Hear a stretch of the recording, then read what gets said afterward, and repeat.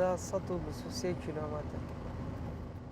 دەرگا بە دەرگا گەڕام تا کارێک بدۆزمەوە و دەست بە ژیانێکی نوێ بکەم. بەڵام هیچ دەرگایەک بە ڕوومدا نەکرایەوە. بە ناچاری ڕوون کردە شاری بەغداد، لەوێ گیرسامەوە. ئەمە نمونەی سەدان چیرۆکی گەنجانی هەرێمی کوردستانە کە چۆن بۆ پارویەکنان، ماڵ و خێزان و شاری خۆیان جێدەهێڵن، ڕوو دەکەنە شارەکانی عێراق بۆ کارکردن.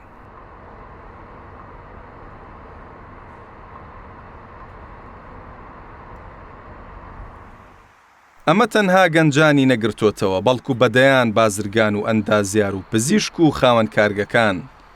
کارەکانیان بردۆتە بەغداد، لەوێ پەرە بە کارەکانیان دەدەن. هۆکارەکەشی بۆ ڕەخساندنی ژینگەیەکی لەبار دەگەڕێنەوە. هیوا لە بێ هیواییدا ڕووی لە بەغداد کرد. دەیەوێت لە بەغدادەوە بە هیواوە بگەڕێتەوە هەرێمی کوردستان. هیوا بەدڵێکی پڕەوە باسی ساتەکانی سەرەتای چوونی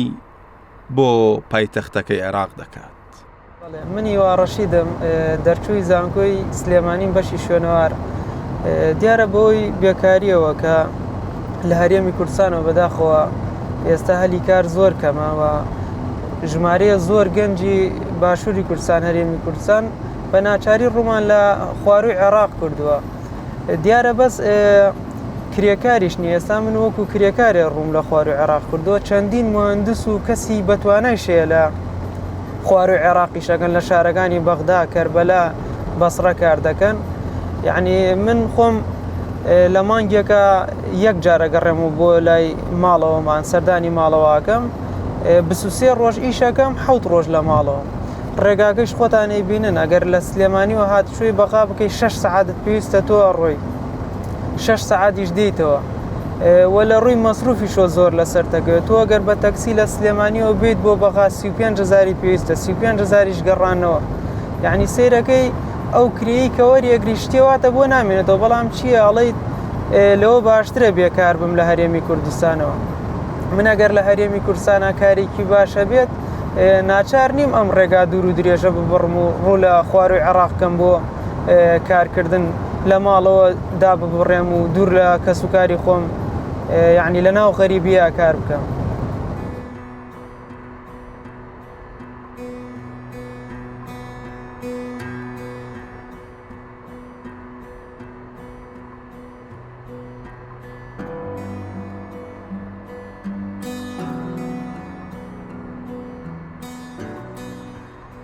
دیارە من ئەم ڕێگا دوور و درێژە بڕم ئەڕۆم بۆ بەغداد بۆ کارکردن، یعنی کەس حەز ناکە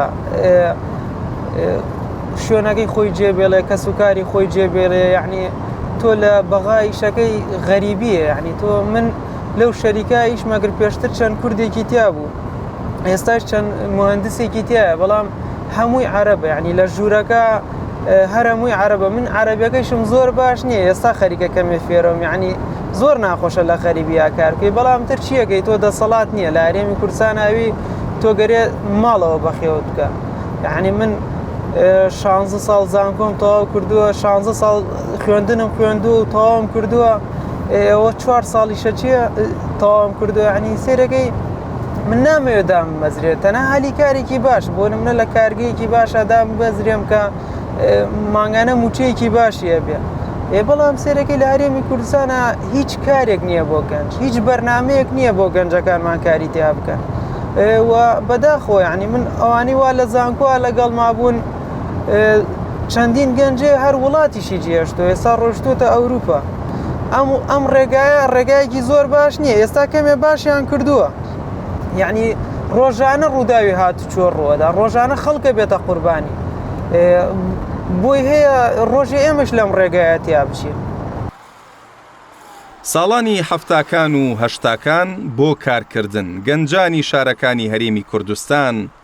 ڕوویان دەکردە بەغداد بۆ کارکردن و دابینکردنی بژێوی ژیانیان. بەڵام دوای زیاتر لە 30 ساڵ جارێکی دیکە هەمان چیرۆک دووبارە دەبێتەوە.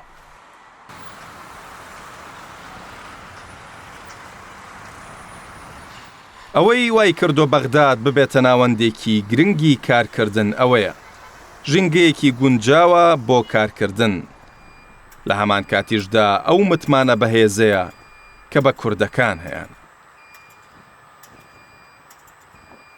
ئیشکردن بە شێوەیەکی گشتی لە بەغا جیاوازە. ئەتوانین بڵێن مەسەلەن دیوی باشی هەیە، دیوی خراپی هەیە. بە شێوەیەکی گشتی بەغا ژینگەیەکی باشە بۆ ئیشکردن. ئەتوانێت بۆ خەڵک ئەتوانێت ئیشی هەلی باشتر هەیە لە بەغا. باری ئابووری دۆخی ئابووری بەغداد باشترە، جێگیرترە. بۆیە بەغدا ژینگەیەکی باشە بۆ ئیشکردن. لەگەڵ ئەوشە قورسی خۆی هەیە. تۆ کەسێکی لێوە دێیت لێرە بژینگەیەکی تا ڕادەیەک غەریبی و نامۆیە، هەرچەنە خەڵکی بەغا خەڵکێکی زۆر میوان دۆستن، کوردیان خۆشەوێ، زۆر باوەڕیان بە کورد هەیە، قسەیەکی خۆیان هەیە، قسەیەکی خۆشیان هەیە، ئەڵێن الکوردی ئیداگال نا، یعنی کورد جێگەی سیقەیە. بۆیە ژینگەیەکی باشە بۆ ئیشکردن. لەگەڵەوەشا قورسی خۆی هەیە، معنە و ژیان لێرە و لایەنی جابێکەشی ئەوەیە لە ڕووی ئابووریەوە باشترە، داهاتی باشترە، هەلی کار لێرە باشترە. بەڵام ئەگەر ئێمە بینە سەر وێنە گەورەکە، بەڵێ وێنە گەورەکە وایە، بارودۆخی ئابووری لێرە باشترە، هەلی کار لێرە زۆرترە. چکە بتێ نەتوێ کۆڵەکەی ئابووری ئێستا بەداخەوە کە ئەواڵێم، کۆڵەکەی ئابووری بازار موچەیە، کە موچە نەبوو بازار ئەوەستێ، هەلی کار نامێنێ، هەموو کایەکانی ژیان ئەوەسن کە موچە بۆسێ. خۆی بۆخۆی ئەمەش هەڵەیەکی استراتیژیە لەوانەیە ئەگەر ئەم دەرگایە بکەینەوە قسە زۆر هەڵگرێ. بەڵام بە شێوەیەکی گشتی بازاڕی ئابووری بەغا لە بەری موچەکە هەیە، باشترە، هەلی کار زۆرترە و بازارێکی باشە بۆ کوردەکانی خۆمان. خەڵکێکی زۆر، کوردێکی زۆر لە کوردستانەوە هاتوون بەهۆی ئەو دۆخە ئابووریە سەختی کە کوردستان پێهاتەیە پەڕێ. خەڵکی زۆر لە کوردستانەوە هاتوون لێرە ئیشەکەن و خۆشبەختانە کێشەشمان نییە.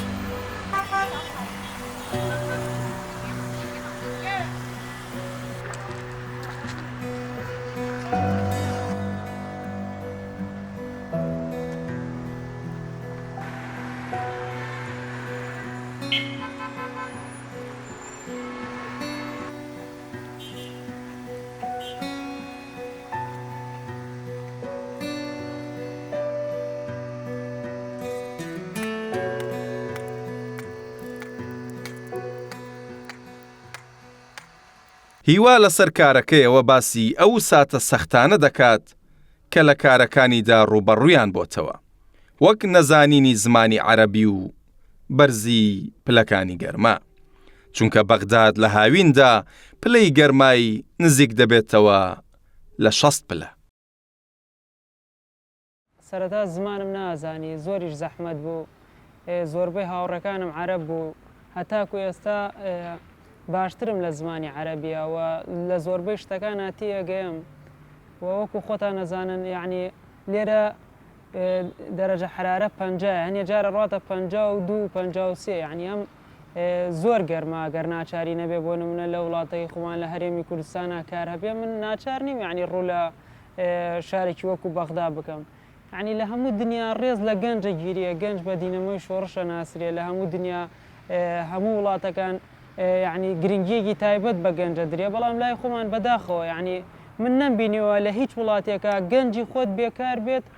گەنجی بیانی ئیش بکات. ئێستا لێرە بڕیارێکیان دەرکردووە، بۆ نمونە هەتاکو گەنجی عێراقی وەستا بێ بۆیان نییە کرێکارێکی بیانی وەربگرن،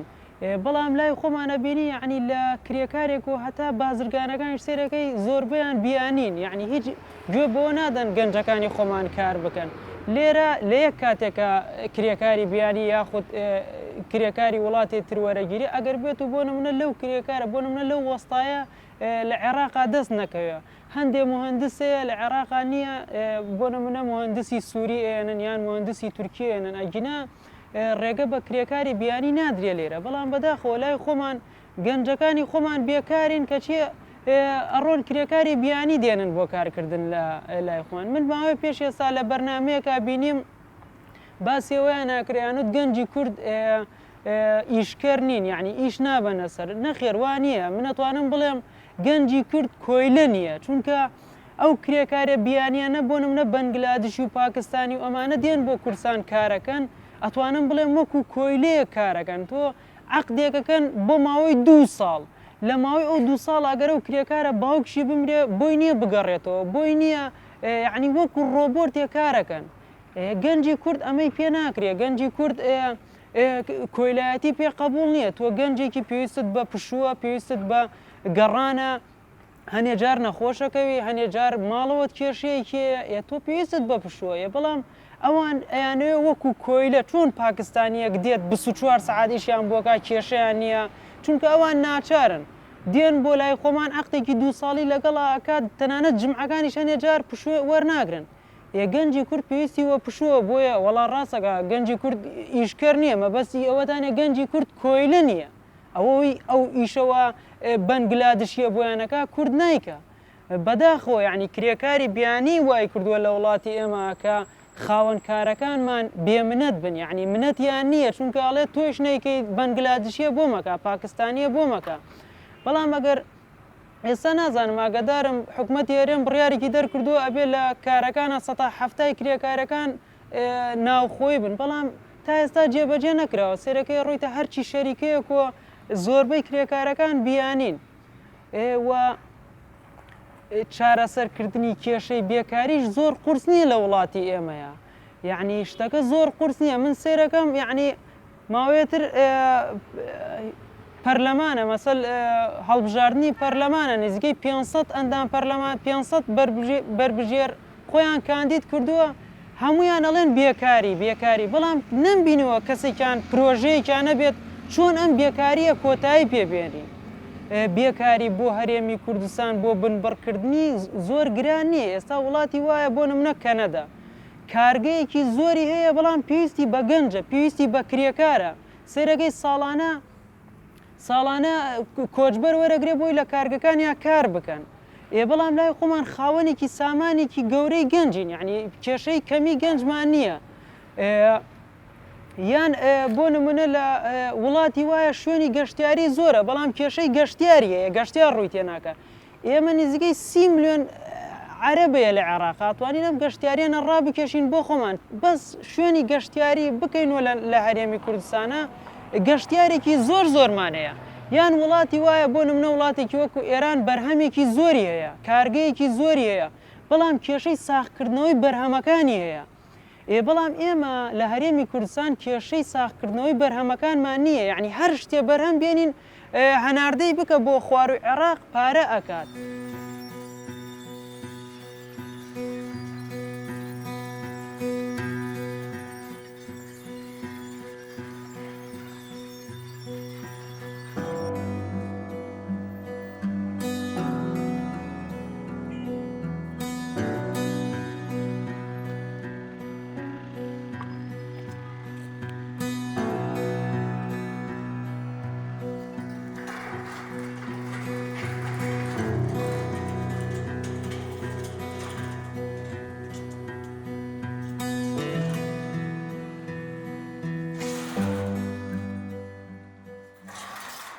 ڕۆژانە ئیشیە ماوەتانێ بۆ نمونە لێرە کارێکە کرێ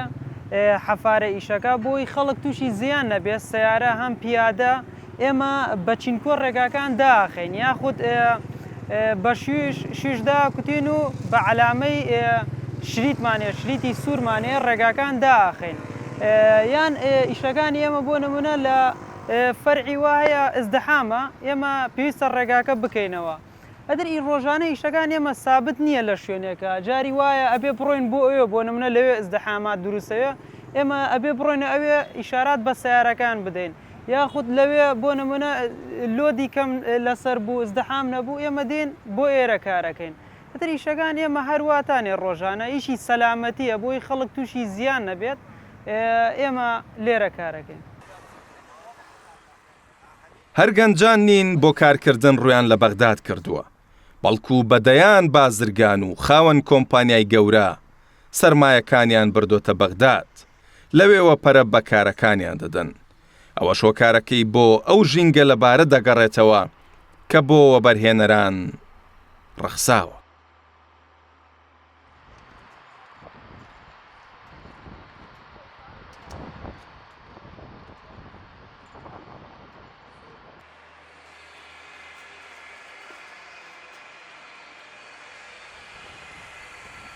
بەغدا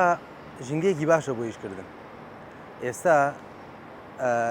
لە ناخۆی عێراق و لە هەرێمی کوردستان و لە هەموو وڵاتانی دەوروبەریشەوە خەڵکێکی زۆر ڕۆیان کردوتە ئێرە بۆ ئیشکردن. ئەوەنی من ئەیزانم خەڵکی زۆر لە هەرێمی کوردستانەوە هاتوون هەمووی لێرە ئیشەکە لە هەموو بوارە جاجاکانە خەڵکی لە کرێکاریەوە لە کۆمپانیاکانەوە من ئەزانم بەشێکی زۆری کارگەکان ئەوانی کە لە کوردستان کارگەیان هەیە هاتوون لێرەش کاریەکیان داناوە ئەوانەی وەکالەتی هێنان و هاوردەکردنی مەوادیان هەیە لە دەرەوە هاتوون لێرە وەکالەتێکیان داناوە هەموو کۆمپانیاکان ینی بەشی دوای هەموویان ڕوان کردوتە ئێرە خەڵک کۆمپانیا ئەندازیارەکان دکتۆرەکان دەرمان سازەکان خەڵکی زۆر ڕۆکاتە بەغا بۆ ئیشکردن و ژینگەیەکی زۆر باشە بۆ ئیشکردن لەم کاتەیە بەغا ئێستا لەم کاتەیە ژینگەیەکی لەبارە وەکوتمان خەڵکی زۆر ڕۆیان کردوتە ئێرە بۆ کار و کاسبی بۆ بەرهێنان کۆمپانیاکان لێرن بۆ بەرهێنانەکەن ئێستا ئەگەر وەکو پێشبینی حسابی بکەین لەسەر ڕێگای ڕاستە بەرەو پێشەواچێ هەلی کار وەبەرهێنان خەڵکێکی زۆر ڕۆژانە دێن ڕۆکەن ئێرە بۆ ئیشکردن ئەگەر بەم شێوەیە بڕوە زیاتری شەبێ خەڵکی زیاتر دێن وەبەرهێنان زیاتر پێشەکەوێت لە بەغا بەڵامی تر بارودۆخی عێراقیش تۆ ناتوانانی پێشبینی یەک ساعتی تر بکەیت ناتوانانی پێشبینی یەک هەفتەی تر بکەیت خۆمانەزانین بارودۆخە سیاسی و چەکداری و ئەمنیەکەی عێراق پشتی پێ نابەسرێت لە دوورمەودایە بەڵام ئەوەی ئێستا هەیە بارودۆخێکی زۆر باشە و ژینگەیەکی لەبارە بۆ کار و کەسابەت بۆ وەبەرهێنان.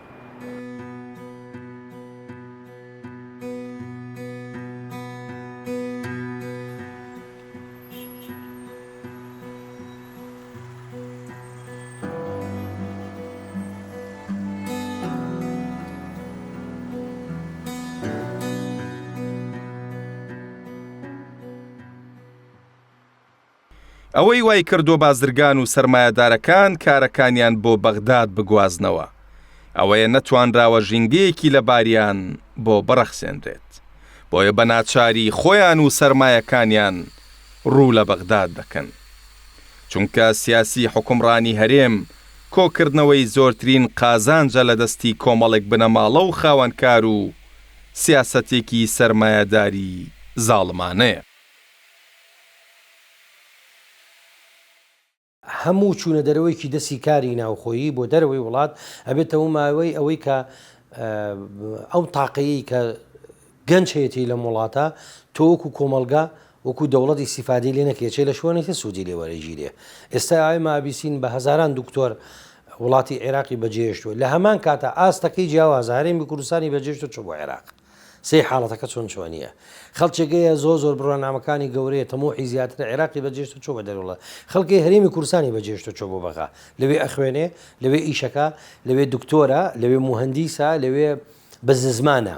ئێستا بەشێکی زۆری بەزنزمانەکان هەرێمی کوردستان بەشێکی ئابوووریەکانیان بردووە دەرەوەی وڵات لەبەر مەترسی قێران ئەمە بێتە سەبەبێەوەی ئابووری وڵات زەعیف بێت ئەمە خاڵێ دووەم عادەتەن گەنج داهێنانەکات ئەنج گەنج ڕۆڵێکی لە پێشخستنی ئابووریە لە پێشخستنی بەرامێنانە کە تۆم تاقەیە سوود لێ وەرناگری جا ئەگەر لە ناوخوا بێکار بێ و بمێنێتەوە ئەو هەر دەردێکی کۆمەڵایەتیشی و هەژاری بۆ دروستەکە هەم سوودی لێ وەرناگری ئەگە بڕاتە دەرەوەش وڵاتی سوود لەو تاق و دوانایە وەرناگری لەوەی داهێنانێکی ئابووری داهێنانێکی بازرگانی بکە لار بوارە لە بوارەکانە ئەمە هیچەکە لە مەترسیەکان کە سوود وەرنەگرتنە لە تاق و توانای گەنج و بەفی ڕۆژ ئەڕوات ئەو تەمەنی ئینسانیش دیاری کراوە فلسفەی سیاسی ئەم حکومڕانیە لەباری اقتصادی و کۆکردنەوەی زۆرترین قازانجە لە دەستی کۆمەڵی بنەماڵە و کۆمەڵی خاوەنکار و هیچی تر بە پێی سندوقی نەقدی نێودەوڵەتی بە پێی ڕەچەتەکانی بانقی نێودەوڵەتی کارەکەن کە حکوومەت کەمترین خەرجی بکە و نەفقاتی زۆر نەبێت و زۆرترین دەهات بەدەستبێنێ بێگومان ممکنە ئێمە لەگەڵەوە بین کە حکوومەت کەمترین خەرجی بکات و زۆرترین داهاتی بێ بەڵام ئەمە لەسەر حیسابی گیرفانی خەڵک نا لەسەر حیسابی سفرەی خاڵی خەڵک نا لەسەر حیسابی خەڵکی کرێکار و زەحمەتکێشتان تۆ بە هەزاران خیانەوادە بە عەرەقی نەوچەوانیان کچوو کوڕەکانیان بەخێوەکەن تا شەشی ئامادەی تەواوکەن تا پەیمانگا و زانکۆکان تەواوەکەن گەنجەکانیش بە شەو نوخنی خۆیان بە خستنەگەڕی توانە و وزەی ڕۆشنبیری و جەسەدی خۆیان بڕوانامە بەدەسێن بەڵام دوایی یەکرێنە بازاری بێڕەحمی کارەوە ئەو بازاری بێڕەحمی کاری کە لە کەرتی تایبەت هەلی کار هی پێویستەیە و لە هەمان کاتا نەدامەزراندنیش هەیە سندوقی دەقتی دەوڵەتی بە حکوومەت هێرێمی وتووە خەرجەکانەکەم کردووە هاتوون چیان کردووە دامەزراندنیان وەستانوە دوایی دامەزراندنیان وەستان اینجا موچیان کەم کردوتە چۆنیان کەم کردوتە لە ساڵێکە دووسێ موچە ئەخۆن لە ساڵێکە دووسێ بەچە دواخن ئەمە کەم کردوی موچەیە بە عملی بەپی قانونی خدمەی مەدەنی ناتوانن موچەی خەڵک دەستکاریکەن و ناتوانن خەڵک فەسڵکەن قانونە لە عێراق هەیە و چەند ساڵە 50 ساڵە هەیە لەبەرەوە ناتوانن بیکەن هاتوون ئەم تاکتیکەیاندانەوە گینە درۆکەن ڕاستگۆنین بلند داهاتمانی خۆیان ئەمەیان کردووە ئەنجا هاتن پلە بەرزکردنەوەیان ڕاگرت ئەنجا هاتن دوای پلە بەرز ڕاگرتنەوە دەرماڵەکانیان کەم کردەوە ئەمانە هەمووی سیاسەتێکن کە حکومە دەوێت زۆرترین داهات بەدەست بێنێ لەسەر حیسابی فەرمانبەران و موچەخۆران و ئەوانە ئێستا ئێمە باسەکەمان لەسەر کرێکارە بەڵام توێژی فەرمانبەران ئێستا بوون بە توێژێکی پەراوێزخراو لە کۆمەلگا خانە نیشێنان توێزێکی پەراوێزخراون ینی شتێک لە خوار تەبەقەی شتێک لەسەر و تەبەقەی کرێکارەوەن ژیانیان ئەوانیش تقریبان ئەوەی چەند ساڵە مۆزەفێکە خزمەتی کردووە پارەی هەیە و بنیادی خانوویکی داوە هەندێکی خانوەکانی دووقات و ێستا فرۆشتێکی کردو بە یەقات هەندێکی قەرزارە لەبەرەوە سیاسەتی ئەم حکوومەتە سیاسەتێکی سەرمایهداری زاڵمانەیە هیچ ئەوسەنگیەک ڕناگیرێ لە بینی ژیانی خەڵکو و پیاکردنی هەموو شتێکیان کردو بە کەرتی تایبەت کەرتی تایبەتیش بەو شێوەی کە باسم کرد حتا ئەوەش قۆرە خراوە تەنانەت فرسەتێک بۆ خەڵکی گشتی نێنراوەتەوانێ یعنی 20 بنەماڵێ 30 بنەماڵەیە لە کوردستانە کۆنتترۆلی هەموو سێکتەرەکانی ئابووری و بازرگانیان لە هەرێمی کوردستانە کردووە.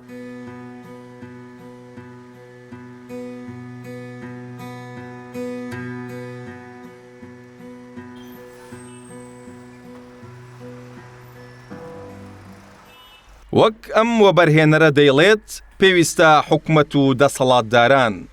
هەلیکار بڕەخسن و گرنگی بە کەرتی تایبەت بدرێت دەستی کار زیاد بکرێت و ئاسانکاری بۆ سەرمایهدارەکان بکەن. حکوومەت دامەزراندنی بە جوملەی خەڵک و ئەوە پێوتری ئەلبەتاڵە المقەنع بەڕاستی ئەوە کار ئەوە زۆر خەتەرە بۆ ئابووری خەڵکێک لە ماڵە دانیشێ و هیچ داهاتێکی نییە هیچ بەرهەمێکی نییە و تۆ وای لێکی بتوانێت بژێ بە موچەیەک ڕاستە ژیانێکی ئەوە نییە کە کابرا خۆی چاوەڕێگا بەڵام تۆ ئیتر وای لێکی پێویستی بۆ نەبێ ئیش بکە کە ئیشی نەکرد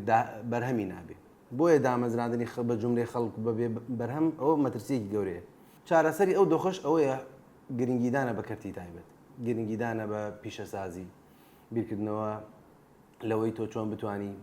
وەکو هەموو وڵاتانی تر لەوانەیە ئێمە قسانە هەموویەکەین وەکو کوردستان وەکو هەرێمێکی و حکوومەتێکی فیدرالی لەناو حکوومەتێکی مرکزی بەقوەتا لەوانەیە قورس بێ بەڵام هێڵە گشتێکە ئەوەیە کە تۆ بتوانانی چۆن بتوانانی کەرتی تایبەت فەرە پێ بدەیت لە هەموو ڕۆکانەوە هەلی کار بۆ خەڵک دروستکە لە کەرتی تایبەتە ئەو کەسێک کە بەرامبەر بەو داهاتی کە وەری ئەگرێ بتوانێت بەرهەمێکشی هەبێ نەک تەنها خۆی بژی و هیچ بەرهەمێک پێشکەش بەو وڵاتە نەکە هەر بەڕاستی ئەگەر بێت و ئێمە لەو ڕۆ مرۆڤایەتێکەوە سەیریکەین ڕێزگرتن لە تاک و لە کرێکار و لە فەرمانبەرەکانی کەرتی تایبەت بەگشتی لە نێوان ئێرە و کوردستانە فەرقی زۆر هەر بەڕاستی کوردستان زۆر باشترە من ئەزمموی کەرتی تایبەتی کوردستانمە و چەند شوێنێکی جیاوازیش ئەوە نێ بڵێ تەنها یەک کۆمپانیا لێرە خراپترە ئەگەر ئێمە دوپلەی خراپبوونەکە بە کۆی لەبوون حساب بکەین لێرە خراپترە تا کوردستان چکە تۆ کاتێک لە ناو کەس و کار و دۆست و ئەوانی خۆتا ئیشەکەی جیاوازە لەوەی تۆ بێ ئیش بۆ کەسێکی غەریب و لە ناسرا بکەیت هیچ منەتێکی هیچ ئیلتیزامێکی ئەخلاقی و کۆمەڵایەتی بەرامبەر بە تۆ نییە تا ئەو ڕۆژەی لەوانەیە ئیشی پێت هەبێ ئیشەکە بکەیت و بەڵام کە ئیشیشی نەما تاوایان هیچ ئیلزامێکی نییە هیچ شتێک نییە بتوای لێ بکە ئیحراج بێ بەرامبەر تۆ دیارە من لێرە کارەکەم ئاسوودەم یعنی لەوە باشترە لە کوردستان بم و بێکار بم لێرە هیچ کێشەیەکم نییە بەڵام ئەوی لام ناخۆشە یعنی هاوڕەکانم ئەوانی وا ئێستا لەگەڵما کارەکەن هیچیان شەهادەیان نییە هیچیان نیان خوێندووە هەمان کاری منیشەکەن کەچی من بە ڕەزالەت و بە هەزار دەردەسەری زانکۆم تەواو کرد 16 ساڵ خوێندم من لەگەڵ زانکۆیشا کە زانکۆمە خوێند ئیشی دلیڤەری مەگەر هەر کارمە کرد یعنی بە هەزار ڕەزالەت خوێندنمان تەواو کرد کەچی ئێستا هاتووم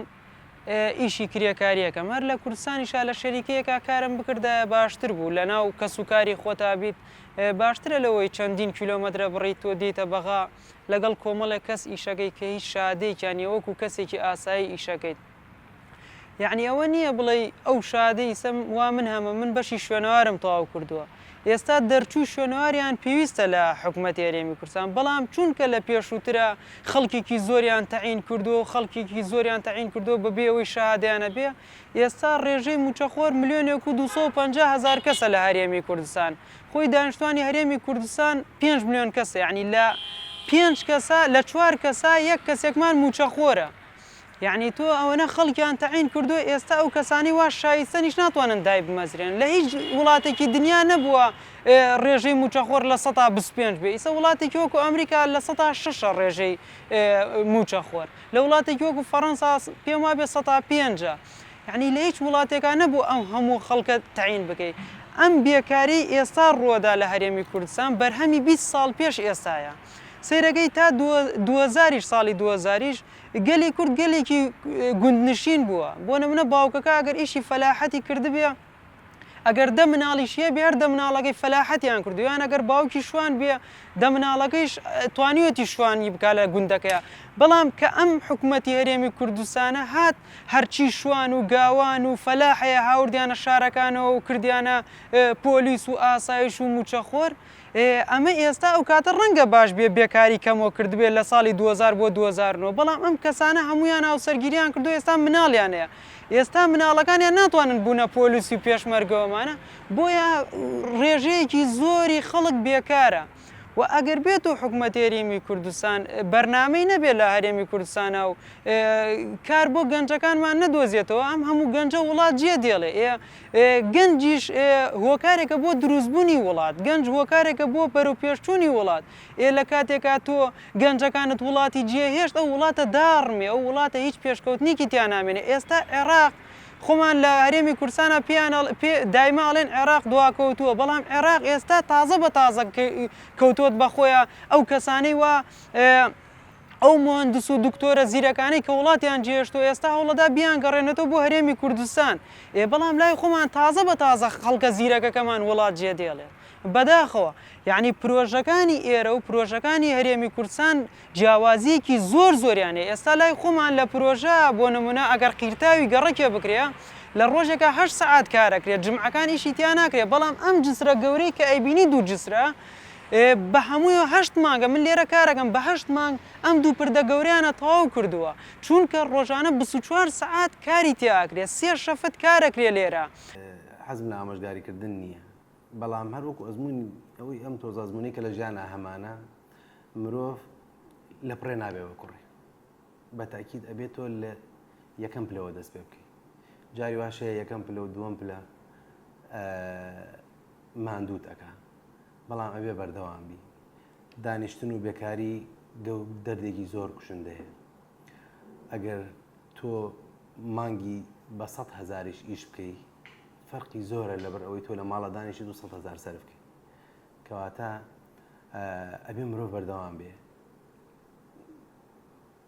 بێئومێد نەبێ و کەمترین هەل لە دەست خۆی نەدا بەڕاستی ژیان هەموو کەسێک لە ژیانە هەلی بۆ ڕێکەکەوێت بەڵام خەڵکانێکی کەمن سوود لەو هەلەکەمانەکەن کە ژیان بۆیان ئەڕەخسێنێ تەمان ئێمە فەزی خوا لەبیر ناکەین لە هەموو کارەکانەکە ئەگەر خوا پشتیوان نەبێ و ئەوانە تۆ سەر ناکەوی بەڵام ئەبێت تۆ ئەو فرسەتانی لە ژیانت ئەو هەلانی کە لە ژیان تا بۆت ڕێگەکەوێ بتوانی بیقۆزیتەوە سوودی لەوەرگی ئیسیسماریکی ئەو کاتەش کە هەلەکەت نێبێتەوە بەردەوامی دانیشتن و بێکاری مشکلەیەکی گەورەیە بە کەمترین داهات بەڵام بەردەوام بە لە ئیشکردن لەوانەیە تۆ پارەکە ئەوەنە نەبێ بایی لە ماندووبوونەکەت نەبێ بەڵام ئەم ماندووبوونە بۆ خۆی سەرمایەیە ئەو ئیشکردنە بۆ خۆی سەرمایەیە ئێستا ئێمە کەسێک دێتە ئێرە بۆ هەر ئیشێک یەکەم پرسیارکە لە یەکەین چەند ساڵ ئیشت کردو ئەو ئیشەی کە تۆ ئێستەیەکی ئەگەر کاشێرێک بێت لە سوپەرمارکێتێکە ئەگەر جابیەک بێت لە شوێنێکە ئەگەر ئەو ئیشانی کە کەس حسابی بۆ ناکە بەڵام لە دوا ڕۆژە هەمووی ئەبێ بە ئەزمون کە تۆ ئەچی بۆی ئیشێک بکەی پرسیاری ئەزمونت لێ یەکەن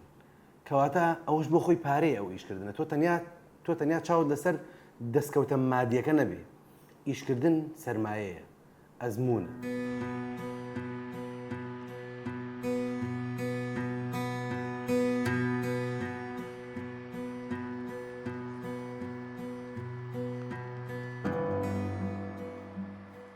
وەک شارەزایانی ئابووری و دارایی دەڵێن هەر کاتێک سەرمایەدار و دەستی کار لە هەر شارێک ڕۆشتە دەرەوە بازرگانان سەرمایەکانیان بردا دەرەوەی شارەکانی خۆیان ئەوە ئاماژەیەکی مەترسیدارە لەسەر لایانی دارایی و ئابووری شاری بەجێ هێڵراو.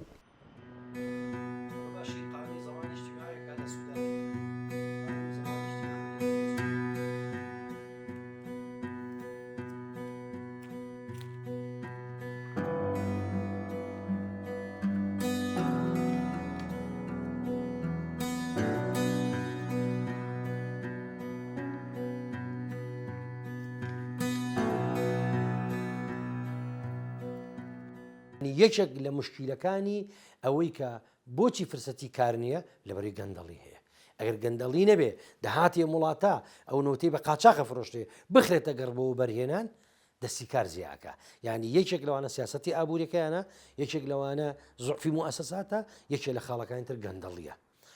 لە عێراقا سنتەری نیشتیمانی هەیە بۆ سەلامەتی بێجگە لە نەقابەی کرێکاران بێجگە لە وەزارەتی کار موسسەیەکی پێڵن موسسەی سەلامی وەتەنی لە عێراقا بۆ لە کوردستان ئەمە دروست ناکەن و چەند جار باسمان کردووە مەسەلەکە نییە ئەمانە نەیزانن بۆچی زانن جوانترین تەلار و کۆشک بۆ خۆیان و وەزیر و پەرلەمانتار و کوڕەکانیان بکەن بۆچی زانن جوانترین سیارە بەکاربێن بۆچی زانن باشترین کۆمپیوتەری مەتەتەور بەکاربن بۆچی نازان ئەمانە جێبەجێ بکەن نا ئەمە حکوومەتە بونیادی دەوڵەتەکەی و دەسەڵاتانەکەی لەسەر بنەمای خۆویستی بۆ خۆیان ئەم حکومڕانیەک نییە بنەماکەی لەسەر ئەساسی ماهیە ئەنی دابینکردنی ژیانێکی شایستە بۆ ئینسان بێ لەسەر ئەوەیە کە زۆرترین سەرمایە بۆ خۆی کەڵەکە بکات و لەسەر حیسابی خەڵکی کرێکار و زەحمەکێش و ئەم وڵاتە ئەڕاتە پێشەوانێ.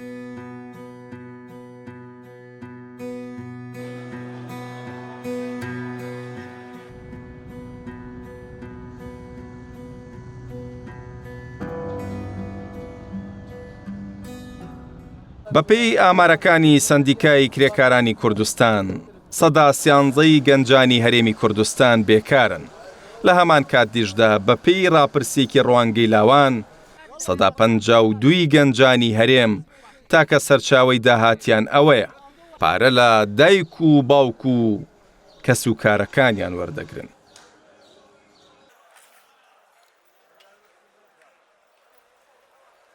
دیاردەی بێکاری لە هەرێمی کوردستان دیاردەیەکی مەترسیدارە لە ڕووی سیاسی و لە ڕووی ئابووری و لە ڕووی کۆمەڵایەتیەوە چونکێ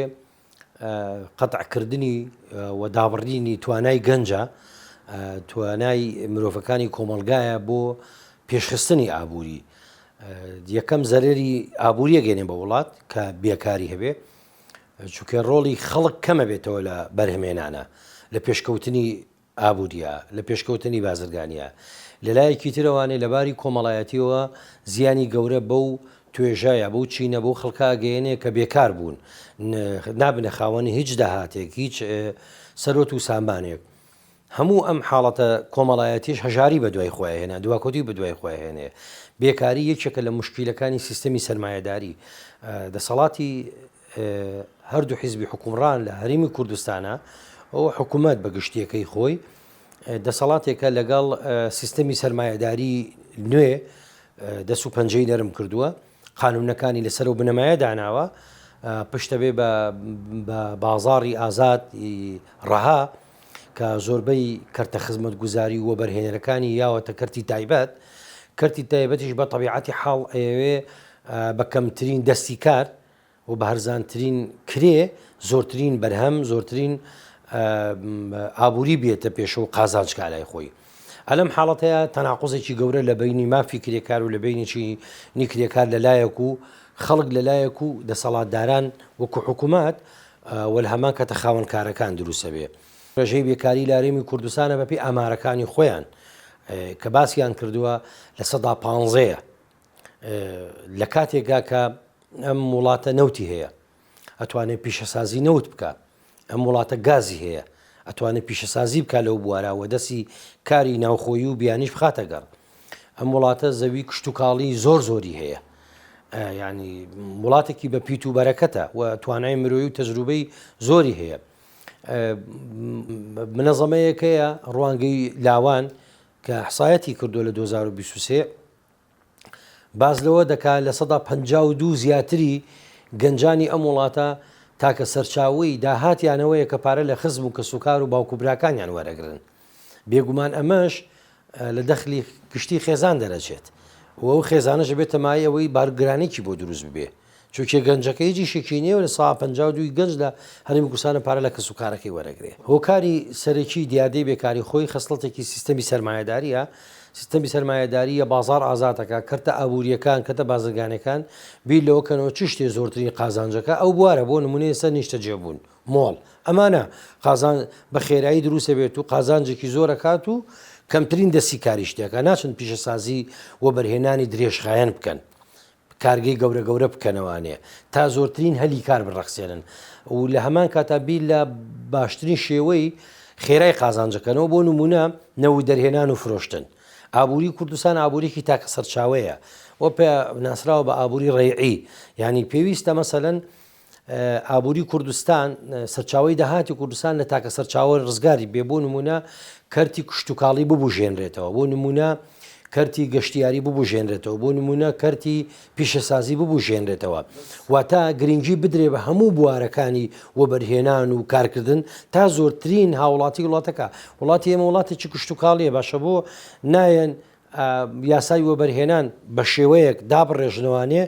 تەنیا زەوینێن بەو کەسانی نیشتە جێبوونەکات بازەوی بن بەو کەسانەی کە زۆرترین بەرهەمی کشتتوکاڵیەکەن و دەوڵەت دامیان بکە دەوڵەت دامیان کە ئێستش لە بازاری هاوبەشی ئەوروپا کە پێڵن سوقی ئەوروپای مشتەرەکی ئەوروپا ئێستش دامی جوتیاری ئەوروپیەکرێ لەدایەن دەوڵەتەکانەوە لەبەرەوە ئەم سیستەمەی کێسا حکومڕانیە لە هەرێمی کوردستان سیستەمێکی وابەستەی بە سیستەمێکی بازارەکانی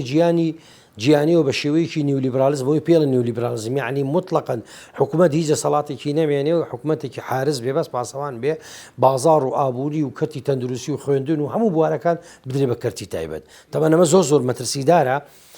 جگە لە دیاردەی بێکاری بە دوای خۆیان ئەهێنێ جگەلەوەی کە دیاردەی بێکاری بە دوای خۆیان هێنێ دیاردەی هەژاری بە دوای خۆیانێ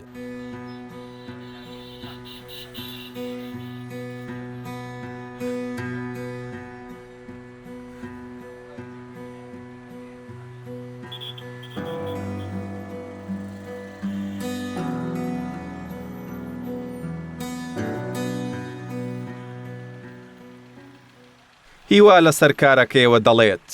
ڕۆژانە لەلایەن هاوڕێ و کەسان نزیکەکانی پەیوەندی پێوە دەکرێت ئەگەر کارێک هەبوو لە بەغداد ئەوە ئامادەن کوردستان بەجێ بێڵن و ڕووبکەنە ئەو شارە بۆ کارکردن سەرڕای ئەوەی کارەکە لێرە قورسە و دووریشە لە هەرێمی کوردستانەوە گەرە 100 کیلۆمەتر ببڕی بۆیرە بەڵام سێرەکەی گەنجێکی زۆرێ یعنی مەمنونن بێن بۆیرە کار بکەن من ڕۆژانە پەیوەندیم پێوەتێ لە هاوڕەکانی خۆم کە لە هەرێمی کوردستانن بێکارن ئەڵێن ئەگەر کارێکە بوو پێمان بڵێ یعنی دەیان و 100 گەنج ئامادەن بێنە شارێکی وەکو بەغدا بۆ کارکردن یعنی ئەگەر ئەو گەنجانە پارەیان هەبوایە وڵاتیان جێشت ئەوانەی دێنە ئێرە بۆ کارکردن و گەنجانن کە پارەیان پێنیە یعنی توانایان نییە هەرێمی کوردستان جێبێڵن و ڕووبکەنە ئەوروپا یعنی بەداخەوە بۆ بێ گەنجی ئێمە کاریان نەبێت تۆ گەنج ئەگەر کاری نەبێ ناتوانێت هاوسەرگیریش بکات یعنی سەرەی گەنجێکیانە ڕاتە دەرەوەی وڵات تەمەنێکێتە 40 ساڵ هێشتا هاوسەرگیری نەکردووە سێرەگە دوای 40 ساڵ هاوسەرگیریەکە ئەم شەوە کاتە ڕێژەی کورد ڕۆژ بە ڕۆژ کەم بکە یعنی لە چاو عەرەبە سێرەگەی ناوچەکان ئێمە بۆچی ئێستا کەرکووک ئەلەم هەڵبژاردنە عەرەب دەنگی زیاتر هێنا لە کورد ئەم شووە کارەکەیوەتانێ گەنجی کورد درەنگ هاوسەرگیریەکەن و مناڵی کەمترەوێ چونکە هەروایە درەنگ هاوسەرگیر بکەی توانات نییە مناڵی زۆر بخەیتەوە ئەم شەوە ئەگەر ڕێژەی کورد کەم بێ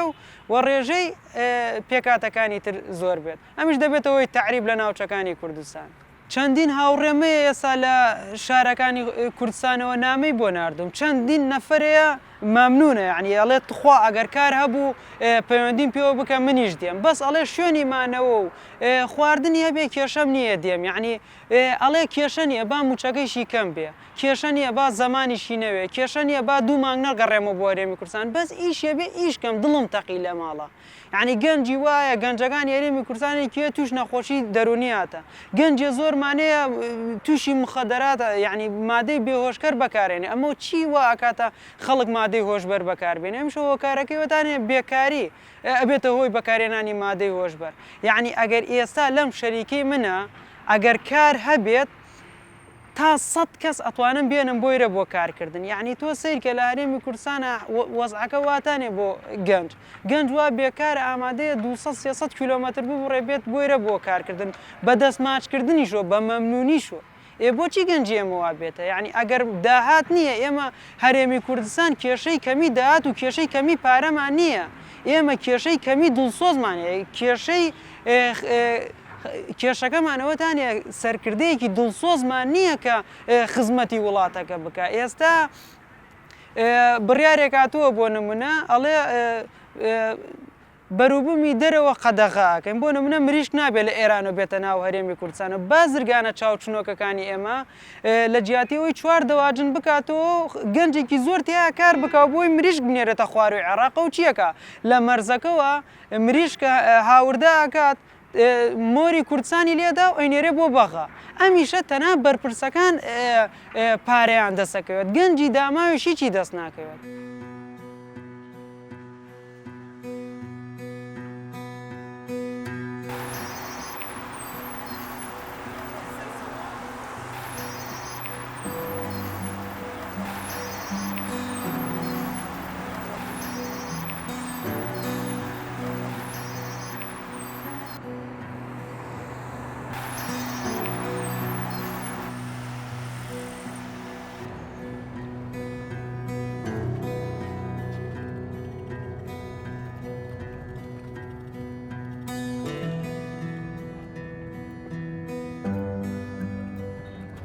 نازل عندي حبيبي نازل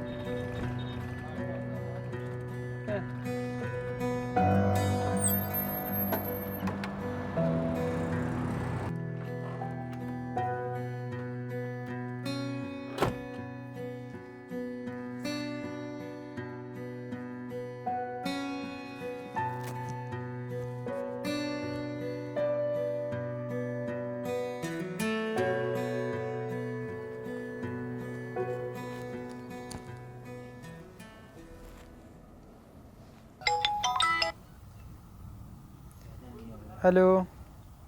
ايوا باشی والله باشم دەنگواز باشە باش چۆنی والله لەخوا زیابێەوە چۆنن دەنگوازتان باشە باشی چیت کردناتی یەکەی والله هەر جارێ هەم لە ئیش و هەم لە بەغای ئیشەڵا زان هەفتەی داهاتوو دێمەوە باش نانا خەمت نانا لەخوا زیابە باشە وەزع باشە والله هەموو شتێ باش حیاتم لەخوا زیابە عیبی نییە باش دە باش حیاتم هیچ نەگەرەکە نەوەڵە حەدەزانەوە باس چۆنەکەیتی تۆ دێڵە باشە قوربانی باشە دەخوا